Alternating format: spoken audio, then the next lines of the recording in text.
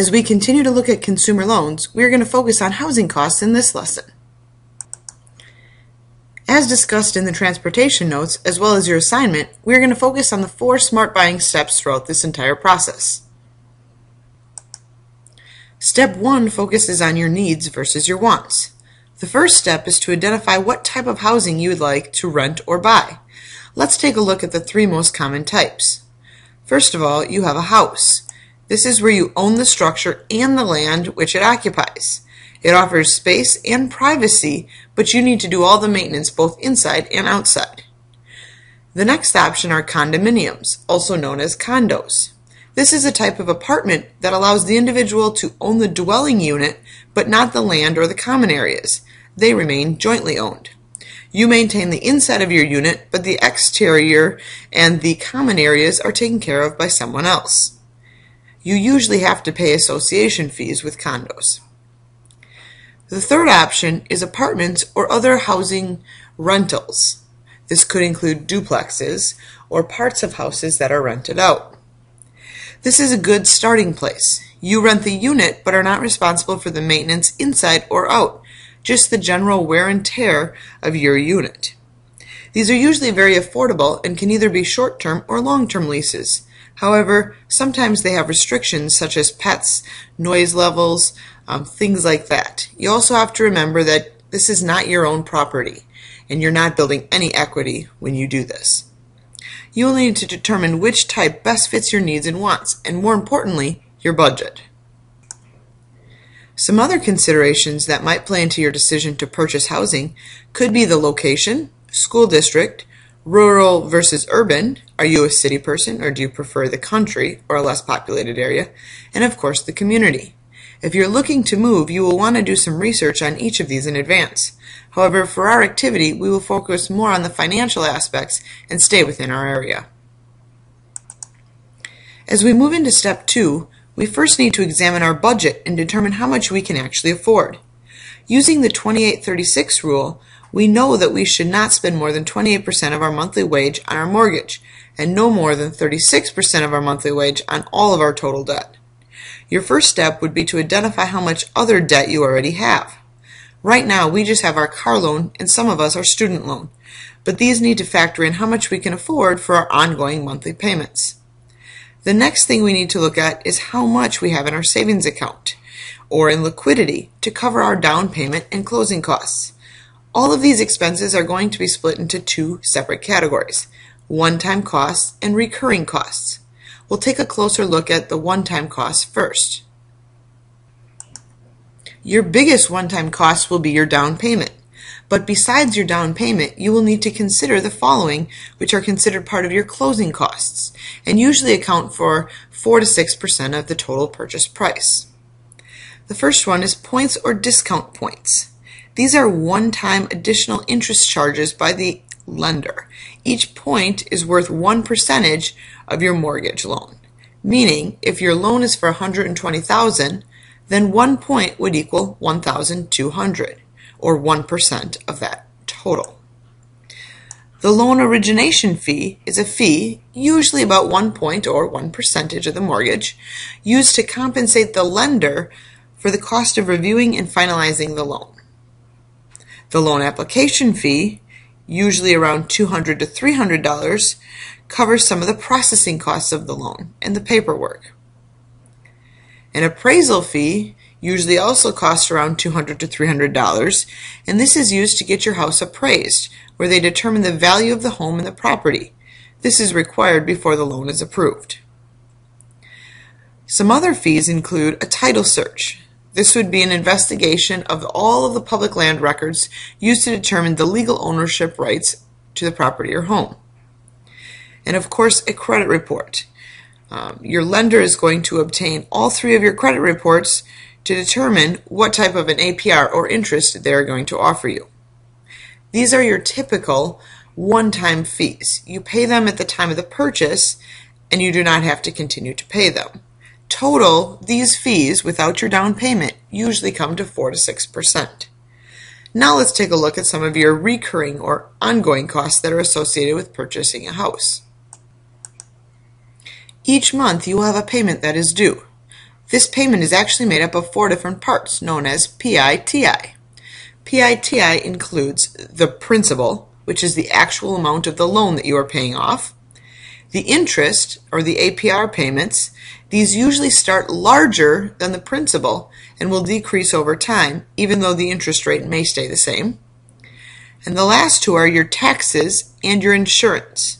I lump these together because they're not required, but you typically will pay them each month in order to avoid having a large payment when your property taxes are due. This is also known as your escrow account. Payments for both your taxes and insurance are held in an escrow account and then are given back to the homeowner when the taxes or insurance are due at the end of the year. This is a great way to plan and budget so that you can always afford to make these payments and are often required by most lenders. Before you take the leap and purchase a housing option, you first want to make sure that you realize the pros and cons of both renting and buying. I have listed a few of them on the screen for you here. As you can see, there are a lot of costs associated with buying a house, but in the end, you will be building up your assets or your net worth because purchasing will give you additional equity, whereas when you just rent, you are building up just some of your liabilities or debt because all you do is pay a monthly fee. Taking a look at the pros and cons of each. Renting is better if you want the flexibility to move around a lot. You don't have to be tied to one place or one particular housing unit. There is no down payment. You have minimal, if any, repair costs, maybe just a little bit that would be caused from your general wear and tear, and you don't have to pay any property taxes. However, at the end of the day, you also don't have any ownership. You have to share this property with people, and you have to abide by what your landlord sets as guidelines or rules. Buying is better if you like to build up your own equity. At the end, you'll see it as an investment because when your mortgage is paid off, you have a very valuable piece of land and hopefully a housing unit on it. You have the freedom to make any changes that you would like, both to the interior or to the exterior of the house. You also can do the landscaping however you want, maintain the updates as you want, keeping it as new or as old as you'd like, and you don't have to worry about the rent rising or sharing this property with anyone else. Do realize, though, that taking the leap and purchasing a house is a very big financial commitment, and if you don't have a steady income or fear that you might be losing your job in the near future, this might not be the best option for you. For our exercise, we are going to be moving forward with the purchasing of a housing unit. You will have the choice to choose either a condo or an actual residential home, but we are not going to have the option to buy for our activity, or not going to have the option to rent. As we move into step 3, actually making the purchase, we first have to determine what kind of a mortgage or a loan is right for you. We talked about several of these earlier, but I want to recap on them. We have a fixed rate mortgage, which is the most common. This is where you make a monthly payment and it does not change every month. It will stay the same because your interest or your APR is the exact same for the entire length of the loan. This would be very beneficial if the interest rates go up. However, if your interest rates drop, you might be paying more than the standard rates. The second option is an adjustable rate mortgage, also known as an ARM. This is where the interest rate fluctuates according to the level of the current markets. You always have the current rate, however, it's a lot harder to budget for your monthly payments as they may increase over time. Oftentimes, the mortgages will only change a certain amount of times each year, meaning every month you will not receive a different payment amount. Rather, once a year your interest rate might change, and your payments would have to reflect that as well. A variation of this would be a convertible ARM, or convertible adjustable rate mortgage. This offers the borrower the option to convert from an ARM loan to a fixed rate loan before a designated time for a set fee. This gives you a little bit more flexibility if you're worried about interest rates changing. The last option that we're really going to take a close look at would be the balloon payment mortgage. This would be where you make relatively small monthly payments for several years, generally 5 to 7, and after that, the entire lump sum of the loan, like the big portion of a balloon, must be paid off in one large payment. Typically, you'll see this if the buyer does not intend to stay long enough to make all of their payments, rather intends to move on, whether for work or personal reasons, and avoids that large payment at the end, and also incurs only smaller payments during their payment portion. There are other types of specialty mortgages, such as a graduated payment mortgage, where payments generally increase over time. This assumes that over time you will have increased spending amount and allows you to afford a house sooner. Or a growing equity mortgage, which is designated to help the home buyer pay off the mortgage early by paying a little extra each year. However, we're just going to focus on the three mentioned before: a fixed rate, an adjustable rate, also known as an ARM, and a balloon payment mortgage. As we get set to make our purchase, we need to take a closer look at your down payment. The down payment decreases the amount of the loan you will need to take, but it requires that you saved up enough cash to pay a portion of the purchase price at the time of the sale. Most lenders will require at least 20% down, or you will need to consider private mortgage insurance, or PMI. Let's take a closer look at that. PMI is insurance that protects the lender in the event that the borrower is unable to make mortgage payments, and usually costs between 0.5% to 2% of the loan amount. This is an additional payment on top of your monthly payment that you're already making. Typically, once you have paid at least 20% of the value of your home, or you have built 20% equity in your home, PMI is removed, thus reducing your monthly payments. It is wise to plan on a down payment that is at least 20% of the value of the property you are purchasing, so you don't have to even worry about PMI in the first place.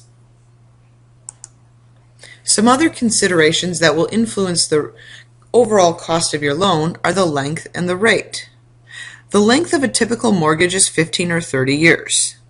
Three things to consider when making the decision on which one to choose include: 1. Prepayment opportunities. Will they allow you to pay additional money in advance to shorten your loan?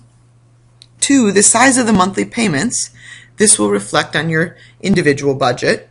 And 3. The interest rate. Prepayment allows you to make additional payments to complete the loan sooner. However, you are not required to do so, which makes a 30-year mortgage a little more appealing at times. The size of the monthly payments will typically be higher with a 15-year, as you will need to pay it back a larger amount back quicker. However, you will end up paying less in interest on a shorter mortgage than on a longer one. Ultimately, you will need to find a combination that you feel comfortable with and meets your financial lifestyle. The rate is the last option that we're going to talk about here. When you are looking for a mortgage, shopping around is the best option. Even fractions of a percentage will add up to thousands of dollars over the length of your loan. Remember, you usually have the ability to refinance if rates drop significantly. This means you will take out another loan at a lower rate, in essence, to pay back the one in full that you have at the higher rate. Ultimately, you are just reducing the interest rate for the remainder of your loan and saving yourself money. The drawback to this is that there are additional fees, just as there were when you first took out your mortgage. So savings needs to be significant enough in order to make it worth your while. Remember, having a good credit score will help get you the best rate possible. After you've made the purchase, you are now responsible for the upkeep of both the inside and the outside if you purchase a home, or just the inside if you purchase a condominium. You will want to start to budget for larger projects, such as flooring, a broken furnace or a water heater, and even the overall general maintenance. You will also need to take into consideration any landscaping needs or overall maintenance, such as lawn care or snow removal. Another thing to consider and perhaps budget for would be refinancing. As mentioned on the previous slide, it is wise to keep an eye on current lending rates, and if they happen to fall more than 2% of what you are paying, consider refinancing your mortgage. This would be if you have a fixed mortgage. If you have an adjustable rate mortgage, your rate will automatically fluctuate as these rates fluctuate. That brings us to the end of our housing notes. Now it's time to apply that knowledge to your own consumer loans on our Google site. Good luck!